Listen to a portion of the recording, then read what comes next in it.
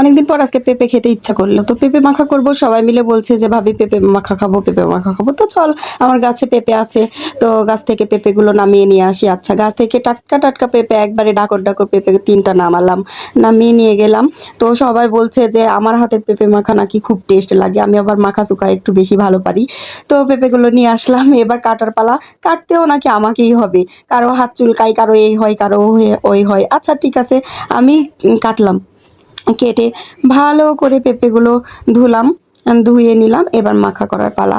তো এবার মাখা করব, যা দেখি তেঁতুল নাই। আচ্ছা, এবার কি দিয়ে মাখা করব? তেঁতুল নাই। বাটিতে দেখছি আগের বছরের একটু আমের চুনা ছিল, তো সবাই বলছে তাহলে আমের চুনা দিয়েই হচ্ছে পেঁপে মাখানো হোক। একটু দিছি, তো সবাই বলছে আরেকটু দাও, আরেকটু দাও। আচ্ছা, এবার বেশি করে একটু আমের চুনা দিলাম। এবার লবণ দিয়ে নিলাম, একটু গুঁড়া মরিচের গুঁড়া নিয়ে নিলাম।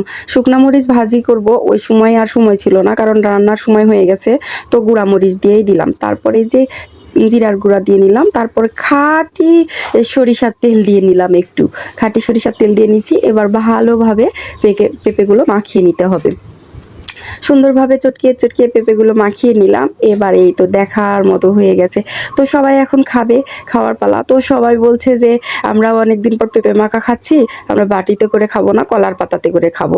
আচ্ছা, সবাই এবার কলার পাতা নিয়ে হাজির, কলার পাতাতে করে পেঁপে মাখা খাবে। তো যেটা কাজ সেটাই, যেটা কথা সেটাই কাজ। তো পেঁপে মাখা খাওয়ার জন্য কলার পাতা সবাই নিয়ে আসলো, তো সবাইকে কলার পাতাতে তুলে দিলাম।